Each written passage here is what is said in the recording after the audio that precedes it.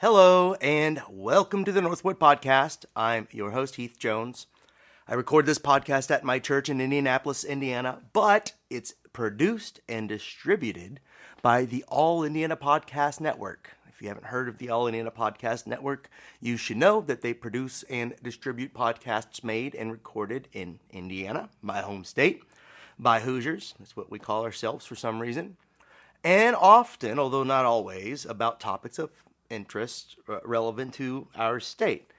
But the topics run the gambit from religion like this one to sports to talks about money and everything in between. But in any case, Indiana resident or no, you should check them out. There's surely something there for you or for everyone. You can find them at www.wishtv.com/podcasts. That's wishtv.com/podcasts.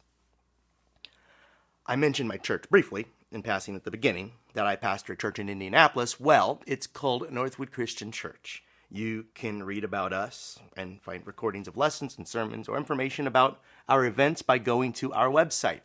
That's www.indncc.org. That's INDYNCC.org. And pardon the sound of the sirens outside. I'm just going to keep going despite it. Lastly, if you're a regular listener who hasn't followed, liked, or subscribed to our podcast by way of whatever app you use to listen to podcasts, please do so. And if you're feeling especially spry, leave us a comment or a rating. My goodness. Maybe that'll make this more memorable, those sirens outside. What I'm trying to say is leave us a comment, leave us a rating, subscribe. All of these points of engagement are meant to bring more traffic our way, and for this, we'd be truly grateful.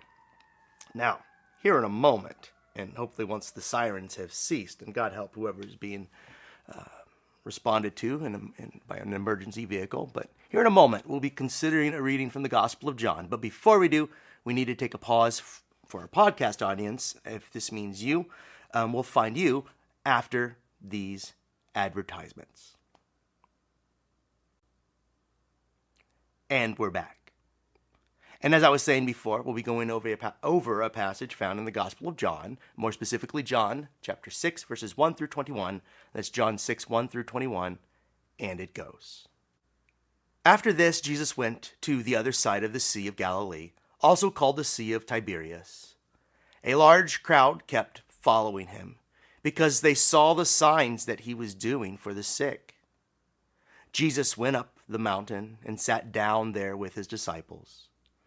Now the Passover, the festival of the Jews, was near. When he looked up and saw a large crowd coming towards him, Jesus said to Philip, "Where are we to buy bread for these people to eat?" He said this to test him, for he himself knew what he was going to do. Philip answered him, 6 months' wages could not buy enough bread for each of them to get a little. One of his disciples, Andrew, Simon Peter's brother, said to him, "There is a boy here who has 5 barley loaves and 2 fish. But what are they among so many people?" Jesus said, "Make the people sit down." Now there was a great deal of grass in the place, so they sat down, about 5,000 in all. Then Jesus took the loaves, and when he had given thanks, he distributed them to those who were seated. So also the fish, as much as they wanted. When they were satisfied, he told his disciples, "Gather up the fragments left over, so that nothing may be lost." So they gathered them up, and from the fragments of the 5 barley loaves left by those who had eaten, they filled 12 baskets. When the people saw the sign that he had done, they began to say, "This is indeed the prophet who is to come into the world." When Jesus realized that they were about to come and take him by force to make him king, he withdrew again to the mountain by himself. When evening came, his disciples went down to the lake, got into a boat, and started across the lake to Capernaum. It was now dark, and Jesus had not yet come to them. The lake became rough because a strong wind was blowing.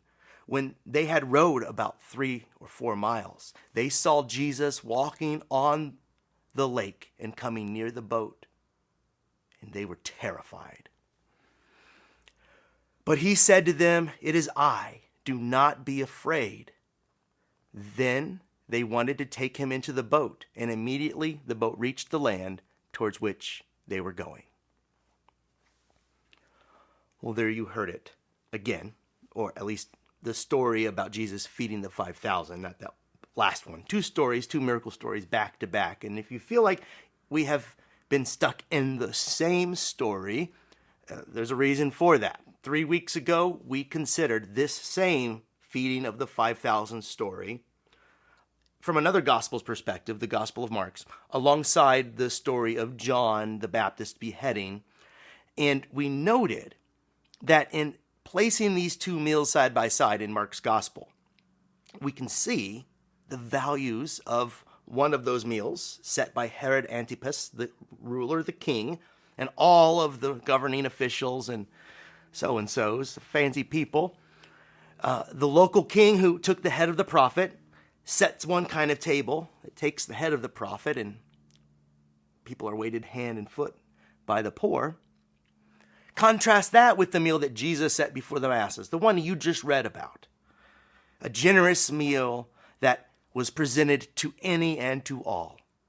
At Herod's meal, the poor served the rich. At Jesus' meal, the disciples served the poor. For Jesus had told them that to be like him was to be the servant of all. Jesus meant it and demonstrated it and invited us into that life. So last week we read what came before and after that story of the feeding of the 5,000, but with it still hanging in the air. It was as if the gospel writer wanted us to see how these miracles may function outside of our church communities before and after they occur. The disciples, seeing the masses of poor like Jesus saw them, with new eyes to see them, like sheep without a shepherd, as the text reads in Mark chapter 6, or as people abused and misled by poor leadership and governance, which is what that really means, both poor governance in the religious and political institutions, corrupt, abusive, greedy, unholy, antichrist. And then the disciples then, though, had seen with new eyes and saw the people as Jesus saw them, who needed help, and then were called to meet them with the love of Christ. And so they did, and now here we are. Okay, good. But how? That's the question every generation faces. How do you do it logistically? Will we have enough? Will we be safe? These are the questions that arise in some people's mind when considering why or how to serve those in need. These 2 questions concerning having enough resources in the community, or else maybe we'll go without, or of the safety of the community. And if we bring strangers in to love, to care, will we get burnt? And those 2 questions are answered by these 2 of Jesus' most well-known miracles. And to tell those stories, the lectionary calls us away from Mark's gospel to the one we just read, John chapter 6, 1 through 21, where the story of Jesus' feeding of the 5,000 is told again, although with a few new details, and then is followed by the classic one where Jesus walks on water, although not the version where Peter is called out onto the waves himself. That's in Matthew chapter 14. But you just heard the one read in John. But first, there's that well-known, and by now, as I've been saying, overfamiliar story of Jesus feeding the thousands. I say overfamiliar because I feel as though we've been referencing it for weeks now in one way or another. But indulge me one last time. So here's a few points I want to make quickly about that story. First, Jesus assumes that they will feed the crowd, they being the disciples. He doesn't say, should we? Can we? He simply turns to Philip and asks, where are we going to get the food? Not how are we going to get the food, or is it our responsibility to get the food? Because to those questions, my thought is, what good is Jesus and what good are his disciples if it isn't to turn up in moments like these in important ways? But still, let's acknowledge the task is monumental, thousands in front of them. And look at us here. We still are thousands. And one disciple says it'd take a half year's wage just to give each person here a bite. who's going to fit the bill was maybe the next question in someone's mind. So they might as well go home and call it a day, might be the implication. But that's not what happens. As the story unfolds, a boy is brought forward, and every kid in Sunday school growing up knew that he came with 5 loaves of bread and 2 fishes. Then they asked us children to be generous with our lunch money. But what was given freely turned out to be enough. What started out as small spread. The point, disciples take what they have, give it for the greater good, and then we discover how far it goes. And we've seen this happen recently at Northwood in many different ways in this past year, but more recently, an evicted family took temporary residence in our church, though they had nothing. Well, at least they thought. It was a veteran, his wife, and 3 kids, evicted on the 4th of July, I kid you not. But a community surrounded them in love and in resources. Our own versions of 5 loaves and 2 fish that we each found ways to give and stretched in ways profound and hard to pin down. And we've made new friends. I mean, Northwood, we have made new friends. This family, this lovely family, that they are now part of us. And we've given new hope to people who had none, but it's given us hope as well. The father of the family told me, though, and I want to share this, quoting him here, "I know this may sound weird," he said, "but all of this has somehow brought me closer to God and has restored my hope." End quote. And I'll go on to say what began as our own version of meager offerings blossomed into a renewed relationship with God in that man and in his family and a new hope. What price would you put on that? To put a bow on the first miracle story, the point is, I think, God has given us all we need. We just need to, like the boy in our story, offer it against all odds to see how we will discover ourselves to have more than enough together. For God has given us a planet with all that we need. So people in faith, we are called to live out of this truth. The next story, the walking on water story, should by now make some sense to most of us. In recent months, we've discussed how the sea, the wind, the waves had long stood as a metaphor for the chaotic forces of destruction and evil at play in the world. In Revelation 4, God is portrayed sitting in the heavenly throne room with a glassy sea at God's feet. And that's not, for the aesthetics. That's not just a nice thing to look at. The sea, a symbol of chaos, is smooth as smooth here because God has calmed the chaos. The sea is not a welcome presence, but in either way, should it be there, God has it under control. Now, with that kind of symbolism in mind, we can return to the story of Jesus walking on water to see what Jesus is teaching his disciples. This is the way they think of the sea stormy and tossing, a physical reminder of all that is wrong in the world, of what goes wrong down the road at Herod Antipas's party and the beheading of the prophet John the Baptist and everything else that's wrong. But Jesus treads atop of it. He is in command of these powers, even over the powers of chaos. Even whilst walking on the terrible waves, he is in charge. Later, even while hanging to death on a cross, he will remain someone in control. The point for his disciples that day, and for the church still today, is Jesus is Lord over the chaos and destructive forces in our world. We, the body of Christ, need not be afraid. That's what he told his disciples. First sentence out of his mouth, do not be afraid. Even should they hurt us, we need not be afraid. In the book of Acts, where we read of the early exploits of the church, we read of the 2 apostles, Paul and Silas, singing hymns in prison, not afraid. They themselves, now masters of the metaphorical waves, and the disciples in today's story saw how Jesus was not overwhelmed by the powerful forces of nature, but by this they discerned that no other power could overwhelm Jesus the Christ. So two messages in two miracle stories, side by side. One, God will provide us what we need. We just need to turn up with what little we have. And 2, Jesus is master over the chaotic forces of destruction in our world. Even though the world around us spins like crazy, we do not need to be afraid. The one who walks over chaos like it's nothing, has our backs and dwells in us. We are the body of Christ, we believe. Even should we seem to be completely put under, as Jesus seemed on the cross, our faith calls us to hold on to the hope that will see us through to life on the other side of the tomb, Easter. Now, these two things I'm staking out, these claims I'm staking out, are both heartbreaking and major.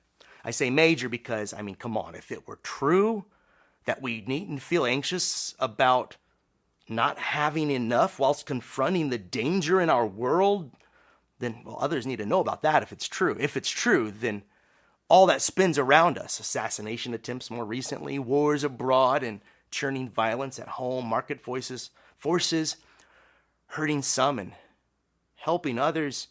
I don't need to tell you that these are tumultuous times, and these times are calling many away from generosity and towards a greater stinginess and greed. That's what our time seems to be calling us towards, and towards fear and self-preservation.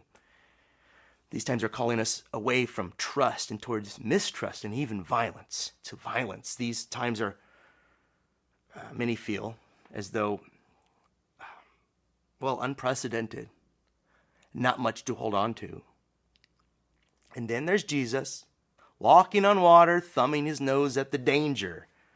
For to him, this is not the real danger.